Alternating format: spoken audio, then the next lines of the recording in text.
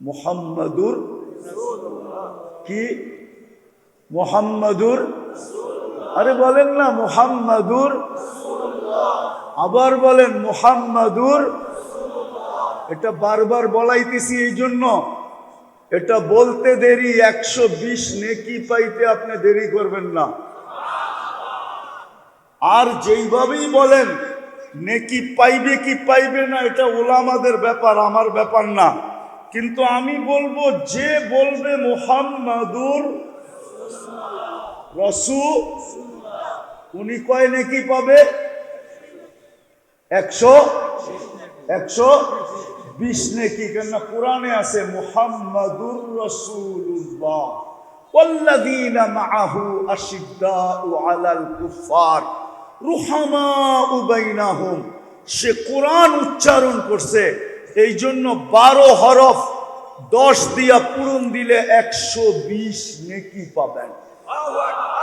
এই জন্য পায়ে হাত দিয়া বলবো, যখনই নিজের নবীকে স্মরণ করবেন তো কমসে কম এইভাবে স্মরণ করেন মুহাম্মাদুর মুহাম্মাদুর মুহাম্মাদুর বলে। বাকিগুলা কি করবো না, আমি নিষেধ করতেছি না, কিন্তু ওটাতে সওয়াব কি হবে এটা আমি জানি না।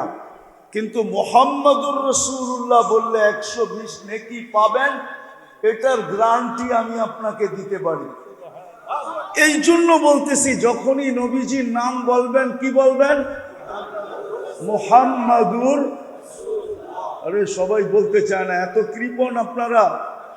মুহাম্মাদুর। এই উম্মত তো 1 নেকি দিয়া জান্নাতে যাবে, 1 নেকি দিয়া। কয় নেকি? আপনি তো জানেন না আপনার দাম কত। আমার কাছেও তো সময় নাই যে আমি সারা রাত ধরে আপনাদেরকে দাম শোনাবো। এই উম্মত তো নিজের দাম জানে না।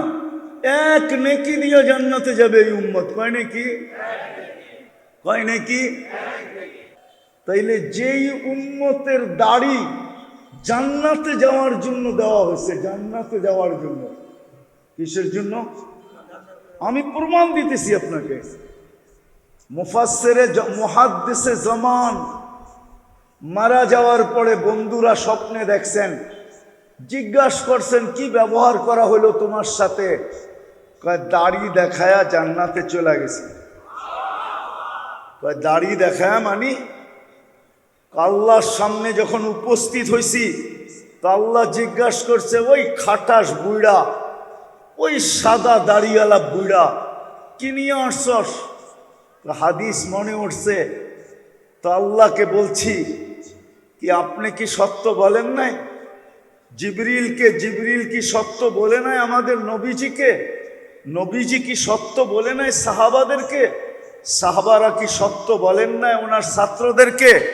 ওই ছাত্ররা কি সত্য বলে নাই আমাদেরকে? আপনি নাকি সাদা দাড়ি দেখলেন লজ্জা পান, এখন তো উল্টা দেখতেছি চোখ বড় বড় করতেছেন। তা আল্লাহ হাসি দিয়া বলতেছে, সবাই সত্য বলছে, আমিও সত্য বলছি, তোকে মাফ করে দিলাম, যা। কেন হাদিসে আছে, ইন্নাল্লাহ লা ইয়াস্তাহি যী শাইবাতিন শাইয়াবা ফিল ইসলাম।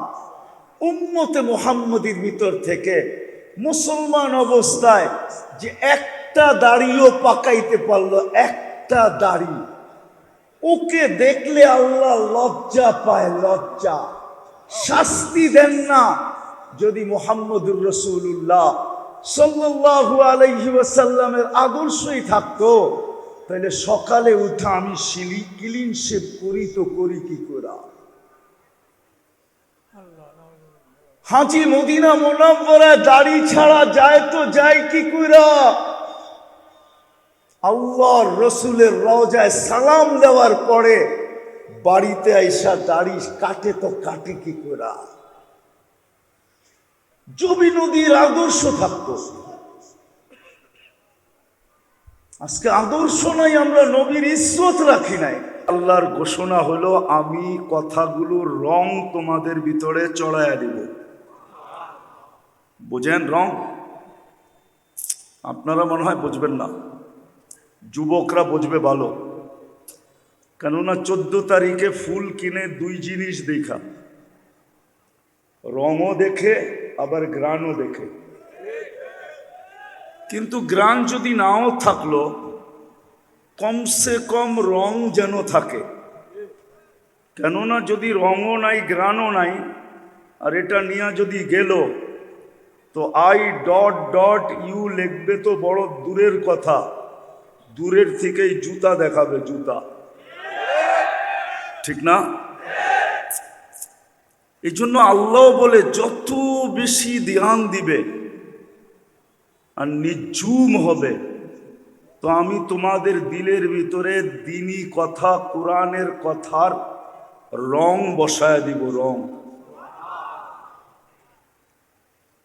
তখন আমাদের ভিতরে রং লাগবে, রাগ হয়ে যায় না। কথা কিন্তু শুরু হয়ে গেল। আমরা মুসলমান বটে, কিন্তু ইসলামের রং আমাদের ভিতরে নাই। উম্মতে মুহাম্মদী বটে, রাসূলুল্লাহ সাল্লাল্লাহু আলাইহি ওয়াসাল্লামের উম্মত বটে, কিন্তু নবীর আদর্শ আমাদের ভিতরে নাই। প্রমাণ দিতেছি, নবীর আদর্শ যদি থাকতো তাহলে শাহরাস্তির যুবকরা কেন নেটে দেখা চুল কাটতো? জিজ্ঞাসা করেন এবার ঈদে কয়জন নেটে দেখা চুল কাটছে? নেটে দেখা মানে নেট থেকে ডিজাইন নিছে, তারপরে সেলুনে গেছে, 50 টাকার চুল 500 টাকা 4 ঘন্টা সিরিয়াল দিয়া কাটাইছে। কি ভুল বললাম না? রাগ হয়ে যাবেন? নবীর আদর্শ যদি থাকতো তাইলে তো এ নবীর আদর্শ মতো কাটতো 50 টাকা দিয়া, 350 টাকা দিয়া শাহরাস্তিতে মিষ্টি কিনতো, আর রাস্তায় যাকে পাইতো তাকেই দিত। সে যদি বলতো কিসের মিষ্টি, বলতো চুল কাটার মিষ্টি, চুল কাটার। বলে পাগল, চুল কাটার কি আবার মিষ্টি হয় নাকি? শুনছি বিয়েতে মিষ্টি হয়, খুশির খবরে মিষ্টি হয়, চুল কাটা আবার মিষ্টি? তুমি বুঝবে না, নবীর আদর্শ মতে চুল কাটছি, প্রত্যেকটা চুলের বদলায় সওয়াব পাইছি। এটা তো দুনিয়াতে পাইলাম, কাল কিয়ামতে যখন হাউজে কাউসারে দেখা হবে, তো পানি পান করার সাথে সাথে হাত পাইতা দাঁড়ায় থাকবো। মুহাম্মদুর রাসূলুল্লাহ সাল্লাল্লাহু আলাইহি ওয়াসাল্লাম যদি বলেন যে পানি তো পান হয়ে গেল, আবার এই হাত কিসের? তখন যেন বলতে পারি আপনার আদর্শে চুল কাটছি, পানি তো আগের থেকেই পাওনা ছিলাম, পান করে নিলাম, চুল কাটার বদলায় কি দিবেন বলেন না? কি আমি কি ভুল বলতেছি? আজকে মুসলমান বটে আমরা, ইসলামের রং আমাদের ভিতরে নাই। আমার কথায় কিন্তু সুর হবে না, আওয়াজ করলেও চলবে না, নিঝুম ভাবে শুনতে হবে। যখন বলবো তখন করতে পারেন, যত মনোযোগ দিয়ে শুনবো। আজকে আমরা মুসলমান বটে, কথা লম্বা হবে না, কেননা আমি জানি আমারই ঘাম ঝরতেছে, আপনারা খাঁচা খাঁচ গায়ে লাইগা বসে আছেন, আপনাদেরও ঘাম ঝরতেছে। আর কথা লম্বা হইলেই যে কিছু হবে এমন না, অল্প কথাও যদি দিলে গাঁথতে পারি তাহলে অল্প কথাই জীবন গড়ার জন্য যথেষ্ট হবে। একটা প্রমাণ দিয়া বুঝাই।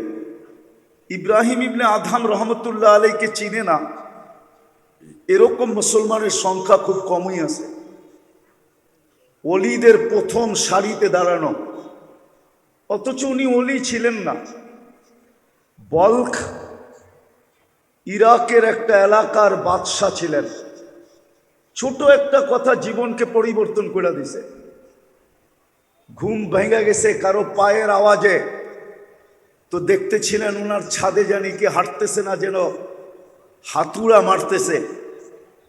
তো ডাইকা জিজ্ঞাসা করছে, এই গভীর রাত্রে আমার ছাদে, রাজপ্রাসাদের ছাদে কি করো? তো নির্ভীকভাবে বলতেছে, নির্ভয়ে বলতেছে, উট হারায় গেছে, খুঁজতে খুঁজতে আপনার ছাদে চলে আসছি। বলছে পাগল নাকি? উট হারায় গেছে, মরুতে খোঁজো নাইলে জঙ্গলে খোঁজো। আমার ছাদে উঠ আসবে কি করে? তো বলছে জাহাপনা, যদি ছাদে উঠ না পাওয়া যায় তো রাজপ্রাসাদে বসে আল্লাহ পাবেন কি করে? আল্লাহ। এতটুকু কথায় জীবন চেঞ্জ। এই জন্য কথা কিন্তু লম্বা হবে না, অল্প হবে, কিন্তু ধ্যান দিয়া শুনলে আশা করি দিলে গাঁথতে পারে। বিদায় প্রথম আমার কথা ছিল, মুসলমান আমরা বটে, কিন্তু ইসলামের রং আমাদের ভিতরে নাই।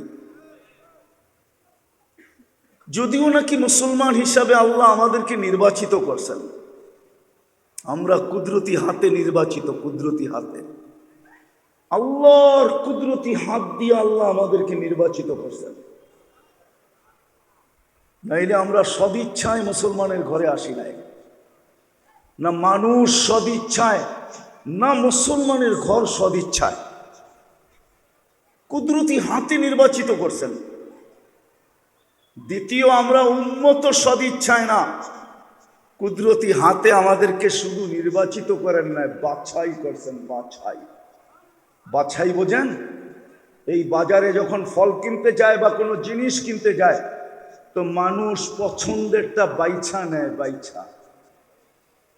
কোরআন বলে হুয়াজতাবাকুম, উম্মত হিসাবে আল্লাহ কুদরতি হাত দিয়ে আমাদেরকে মানব গোষ্ঠীর ভিতর থেকে সর্বপ্রথম বাছাই করছেন। আমাদেরকে বাছাই করার পরে যা বাঁচা ছিল ওটা সমস্ত নবীদের মাঝে ভাগ করে দিয়া দিয়েছেন। এমনও নবী আসছে যার ভাগে একজনও পড়ে নাই। কিতাবে আছে, হাদিসে, ইয়াতি ইয়াউমাল কিয়ামাতি নাবিয়্যুন লাইসা মাআহু আহাদ, এমনও নবী কিয়ামতের দিন আসবে একজন উম্মত পান নাই। তো আমাদেরকে বাছাই করার পরে যা বাইচা ছিল ওটা আল্লাহ এক এক নবীকে টুকরি বইরা উঠাইছেন আর দিছেন। দিতে দিতে দিতে দিতে দিতে দিতে এমনও হয়েছে যে কোনো নবীর ভাগে একজনও পড়ে নাই। কিন্তু আমাদের বাছাইয়ের পরে আল্লাহ উম্মতে মুহাম্মদী হিসাবে আমাদেরকে শুধু সিলেকশন করেন নাই, কুদরতি হাতে বাছাইও করছেন। আবার শুধু বাছাইও করেন নাই, বাছাই করার পরে আল্লাহ আমাদের উপরে মনোগ্রাম আর স্টিকারও লাগায় দিয়েছেন, অথবা বলতে পারেন মুকুট লাগায় দিয়েছেন। কুনতুম খায়রা উম্মাহ, তোমাদের চেয়ে উত্তম কোনো উম্মত আমি তৈরি করি নাই। জানি না শাহরাস্তির উলামারা মানবে কি মানবে না। আমার তো বন বলে ধারণা, আমার ধারণা বললে আবার শাহরাস্তির উলামারা কি বলে, বলবো, বলেই ফেলবো। আমার তো মনে হয় এই উম্মতকে আল্লাহ দুনিয়াতে পাঠাইতেও চেয়েছিলেন না। কি পাঠাইতেও চাইছিলেন না? বলবেন তাহলে কেন দুনিয়া আসলাম? এটারও একটা কারণ আছে। কেননা কিয়ামতের দিন আমাদেরকে আল্লাহ সাক্ষী হিসাবে নিজের পাশে স্টেজে দাঁড় করাবে। শুহাদা আলান নাস, কিয়ামতের দিন আমরা সমগ্র উম্মতের উপরে সাক্ষী হিসাবে আল্লাহর পক্ষে, আল্লাহর পাশে দাঁড়াবো। কিন্তু যদি দুনিয়ায় না আসতাম তাহলে সমস্ত উম্মতরা বলতো এরা তো দুনিয়াই দেখে নেয়, আমাদের বিরুদ্ধে সাক্ষী দেয় তো দেয় কি করে। এই জন্য আল্লাহ বলে তোমাদেরকে পাঠাইলাম, খালি একটু পাড়ায়া চলে আসবা। পাড়ায়া কি? পাড়ায়া বোঝেন না? মাঝে মাঝে বন্ধুকে বলে না, কোনো আত্মীয় স্বজন বুজুর্গকে বলে, হযরত আমার বাড়ির সামনে দিয়ে যাবেন, আমার বাড়িটা একটু পাও রাখা যাবে। আল্লাহ আমাদেরকে পাও রাখার জন্য পাঠাইছেন, নাইলে আমাদেরকে 60-70 বছর বয়স কেন দিতেন? অন্য উম্মতকে তো 1000 বছর বয়স দিছেন, আমাদেরকে তো শুধু 60-70 বছর বয়স দিছেন। আবার 60-70 দিয়েও আল্লাহ ভাবতেছেন মনে হয় পারানের জন্য বেশি সময় দিয়া দিছি। তো আল্লাহ 2 পর্বে আবার কমায়ও দিছেন যে যতদিন পর্যন্ত তুমি প্রাপ্ত বয়স্ক না হবে এই সময়টা তোমার বিরুদ্ধে যাবে না, পক্ষে যাবে। বিরুদ্ধে কলম উঠানো থাকবে, নিষ্পাপের খাতায় লেখা হবে। 15 বছর রইল, আর কত? 60 হইলে 45, ঠিক না?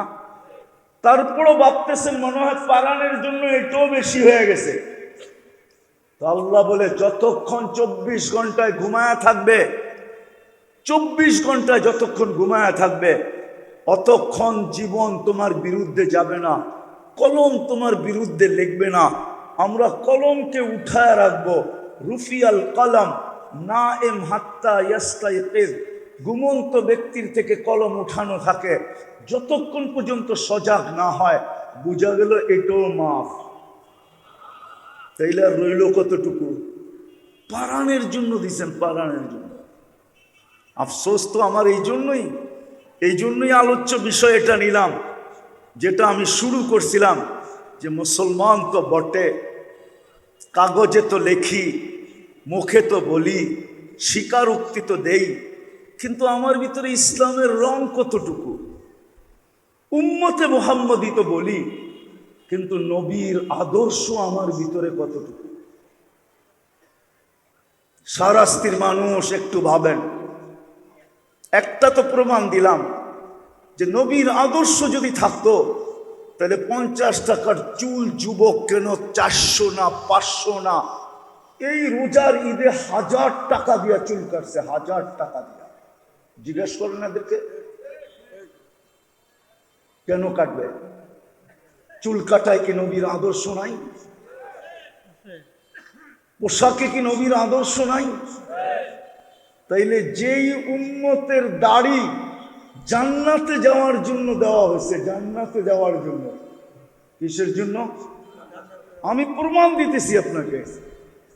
মুফাসসিরে মুহাদ্দিসে জামান মারা যাওয়ার পরে বন্ধুরা স্বপ্নে দেখছেন, জিজ্ঞাসা করছেন কি ব্যবহার করা হলো তোমার সাথে? কয় দাড়ি দেখায়া জান্নাতে চলে গেছে। কয় দাড়ি দেখায়া মানে আল্লাহর সামনে যখন উপস্থিত হয়েছি, তো আল্লাহ জিজ্ঞাসা করছে, ওই খাটাস বুইড়া, ওই সাদা দাড়িওয়ালা বুইড়া কি নিয়ে আসছস? হাদিস মনে উঠছে। তো আল্লাহকে বলছি কি আপনি কি সত্য বলেন নাই? জিবরিল কি সত্য বলে নাই আমাদের নবীজিকে? নবীজি কি সত্য বলে নাই সাহাবাদেরকে? সাহাবারা কি সত্য বলেন নাই ওনার ছাত্রদেরকে? ওই ছাত্ররা কি সত্য বলে নাই আমাদেরকে? আপনি নাকি সাদা দাড়ি দেখলেন লজ্জা পান, এখন তো উল্টা দেখতেছি চোখ বড় বড় করতেছেন।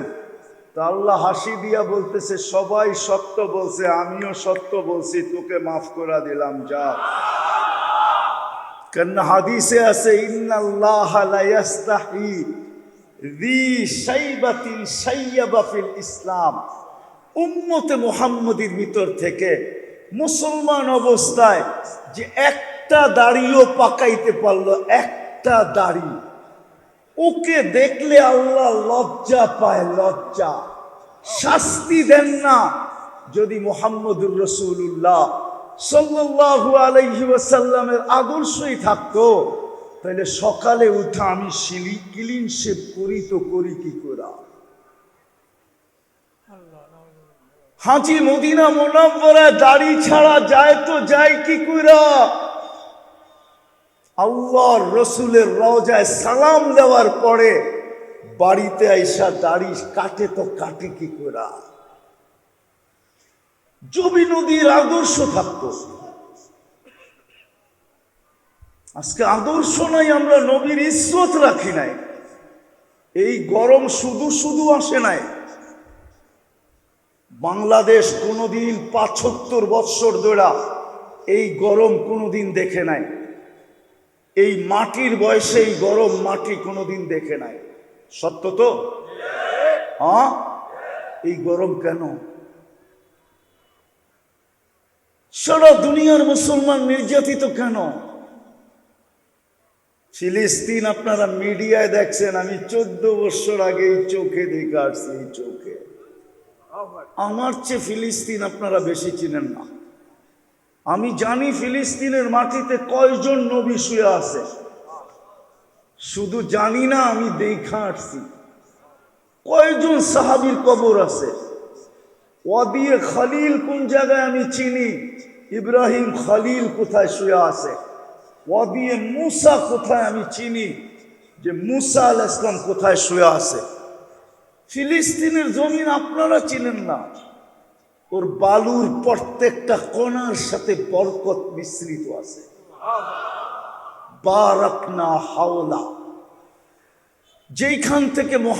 যেইখানে মুহাম্মদুর রাসূলুল্লাহ সাল্লাল্লাহু আলাইহি ওয়াসাল্লামের জন্য ১৬ লক্ষ নবীদেরকে জীবিত করে দাঁড় করানো হয়েছে, একত্রিত করা হয়েছে। আমাদের নবীজি ১৬ লক্ষ নবীদের ইমামতি করছেন। প্লেন বহুত দূর দৌড়ায়, তারপরে আকাশে ওঠে। আরশে যাওয়ার প্লেন বোরাক, মক্কা থেকে বাইতুল মুকাদ্দাস পর্যন্ত রানওয়ে ছিল। দৌড়াইতে দৌড়াইতে দৌড়াইতে ওই রানওয়েতে যায়া ইমামতি যখন শেষ, তখন প্লেন ওইখান থেকে আরশের জন্য টেক আপ করছে। ওই জমিন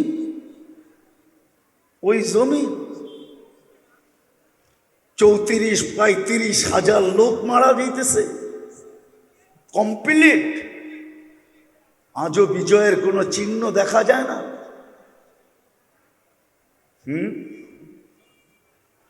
আজও তো বিজয়ের কোনো চিহ্ন দেখা যায় না। এক ঈদ তো ওরা করলো লাশ দিয়া আর গুলি দিয়া, আমি জানি না সামনের ঈদ কি দিয়া করবে। সারা দুনিয়ার মুসলমান এত নির্যাতিত কেন, এত নিষ্পেষিত কেন, এত অবহেলিত কেন, এত দীক্ষিত কেন, এত ঘৃণিত কেন, এত বঞ্চিত কেন, এত লাঞ্ছিত কেন? কারণ কি? আজকে তো আমাদের যুবক যুবতীরা পর্যন্ত নেটে দেখা এখন আর ইসলামের সাজে সাজতে চায় না, নবীর আদর্শে সাজতে চায় না। ও এখন বিজাতিদের সাজকে পছন্দ করে। ও ভাবে কমসে কম যতক্ষণ পর্যন্ত আমার আইডি না দেখবে, ততক্ষণ পর্যন্ত তো আমার সাজ দেখা ভাববে আমি ওদের দলে, আমাকে হয়তো কিছু নাও বলতে পারে। তোমার ধারণা ভুল। যুবক, পায়ে হাত রাখি, তোমার ধারণা ভুল। কেন? এখন সব অনলাইন। তুমি জন্ম নিবন্ধন করাইতে দেরি, অনলাইনে দুনিয়া জানতে দেরি করে না তোমার ধর্ম কি। কেননা তুমি যখন জন্ম নিবন্ধন করাইতে গেছ, ওইখানে লিখতে হয় ধর্ম কি। তোমার মা বাবা ইসলাম লেখা দিয়ে আসছে, দুনিয়া ওই মুহূর্তে জেনা ফেলছে ইউ আর মুসলিম, তুমি মুসলমান।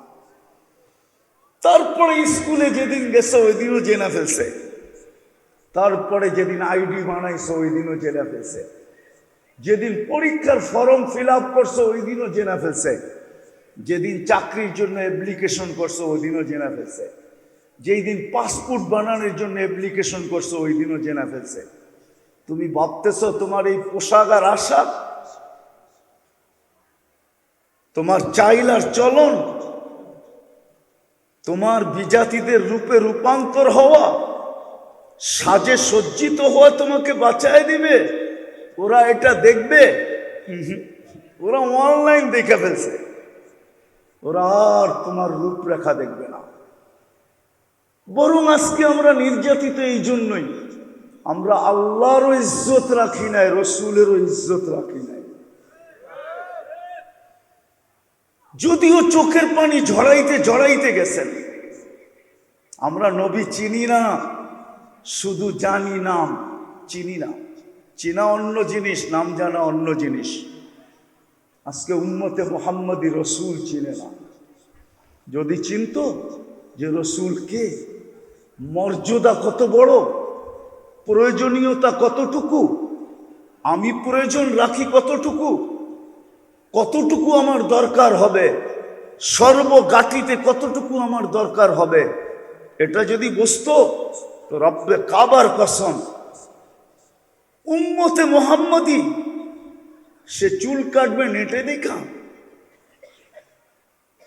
বিজাতিদের সাজে সাজবে, 14 তারিখ উদযাপন করবে, 31 নাইটে জমিনকে কাঁপায় দিবে। রব্বে কাবার কসম কোনোদিন সম্ভব ছিল না। এই জন্যই আমার কথা শুরু ছিল, মুসলমান বটে কিন্তু ইসলামের রং নাই, উম্মত বটে কিন্তু নবীর কোনো আদর্শ নাই, আমরা নবীর লাজ রাখি নাই। হায় হায়, দুই একটা শোনাই সারাস্তির মানুষ, দেখি বুঝে আসে কিনা, দেখি বুঝে আসে কিনা, বুঝে আসে কিনা দেখি। ওই রসুল, ওই রসুল সমগ্র সৃষ্টির আগে, সমগ্র সৃষ্টিরও আগে যিনি আল্লাহর কাছে, সমগ্র সৃষ্টির আগে, এখনো সৃষ্টি তৈরি হয় নাই, কোন সৃষ্টি আল্লাহ তৈরি করেন নাই, তারও 1000 বৎসর আগে সূরা ইয়াসিন আল্লাহ তেলাওয়াত করছেন। ইয়াসিন আমাদের নবীজির নাম, 10টা নামের একটা নাম, যে 10টা নাম আল্লাহ নিজে রাখছেন বন্ধু। আল্লাহ ডাক দিছেন ইয়াসিন, তারপরে আল্লাহ কসম খাইছেন কোরআনিল হাকিম, তারপরে আল্লাহ বলতেছেন ইন্নাকা লামিনাল মুরসালিন। আরবি গ্রামার আমাকে বলে, আল্লাহ গ্রামার ভুল করতে পারে না, আমি হয়তো পারি, আমরা হয়তো পারি, আল্লাহ গ্রামার ভুল করতে পারে না। আরবি গ্রামার হিসাবে বোঝা যায়, মনে হয় নবীজি ওই সময়ও আল্লাহর পাশে বসা ছিল, নাইলে আল্লাহ ইন্নাকা লামিনাল মুরসালিন বলতে পারে না, ইন্নাহু লামিনাল মুরসালিন বলতে হইতো। আল্লাহ বলতেছে ইন্নাকা লামিনাল মুরসালিন। বন্ধু, আপনি নবী হিসাবে প্রেরিত, কিন্তু আমি ওই তর্কে যাইতে চাই না যে কোন রূপে ছিল, কোন রূপে ছিল এটা আল্লাহ জানে, কিন্তু কিন্তু ছিল, কিন্তু ছিল সৃষ্টিরও 1000 বৎসর আগে। কেমন নবীর উম্মত আপনি?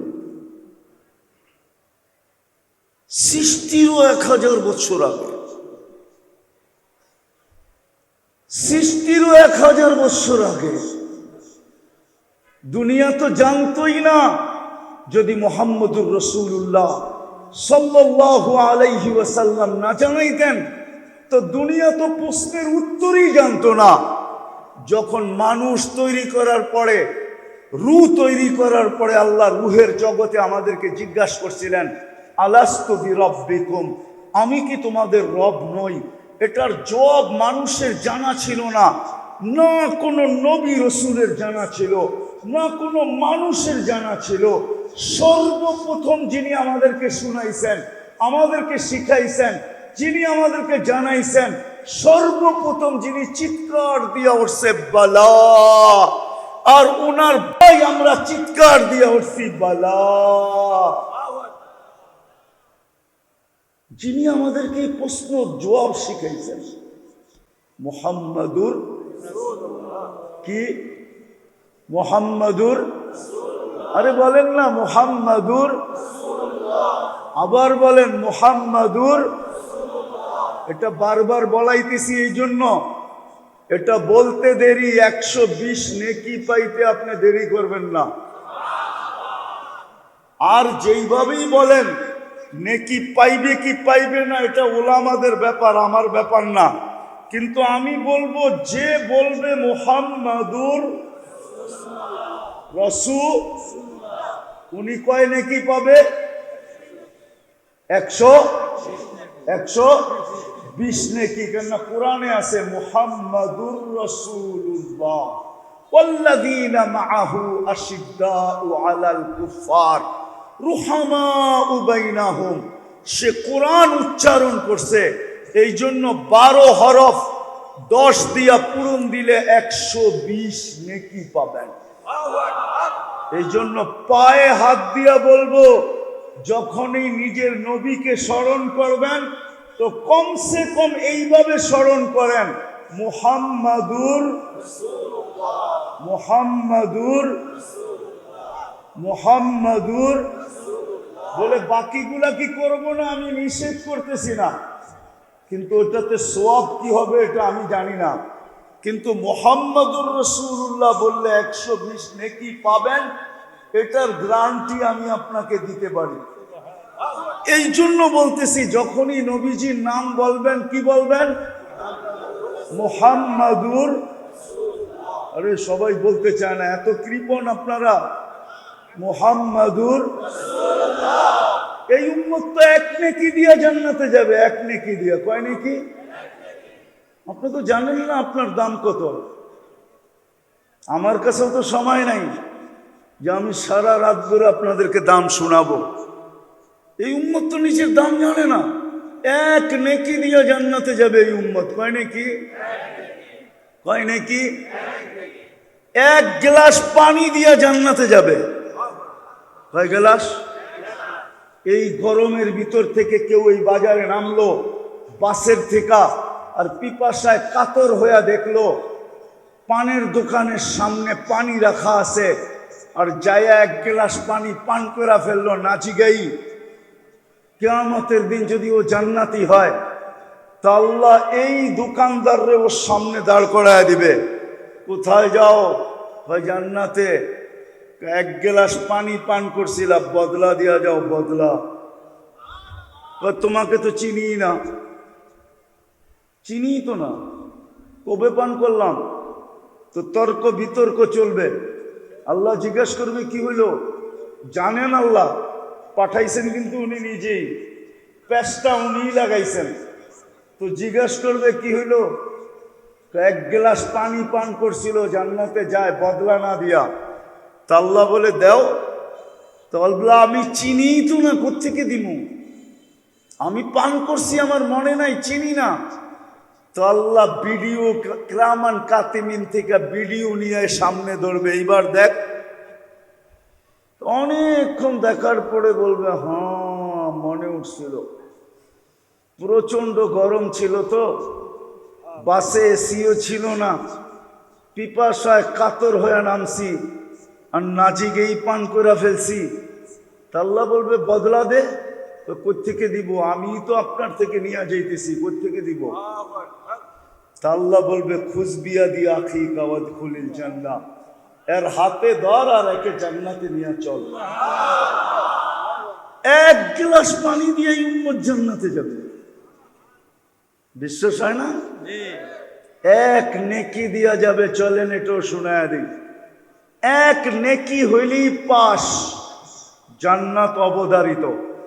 আল্লাহ পরীক্ষামূলক বলবে যা, কিয়ামতের মাঠে দেখ তোকে এক নেকি কেউ দেয় কিনা। তো আপন জনের কাছে ছুটতে ছুটতে যাবে, সবর কাছ থেকে নৈরাশ হইয়া যখন ফিরবে, এই বিশ্বাস নিয়া যে আমার জন্য দুযোগ অবধারিত। অপরিচিত একজন দূর থেকে ডাকবে এদিকায়, কাছে যাওয়ার পরে বলবে তোমার চেহারার এই দুরবস্থা কেন? আপন জনের কাছে বললাম, কোনো কাজ হইল না, তোমাকে তো চিনি না। বইলা তো দেখতে পারিস। তো রাগ হইয়া বলবে একটা নেকি লাগবে, একটা নেকি। তারপর জান্নাত। তো জ্যাবের থেকে এক নেকি বাড়ি করবে আর বলবে এক নেকির জন্য চেহারার এই অবস্থা, ল এক নেকি বাগেন থেকে।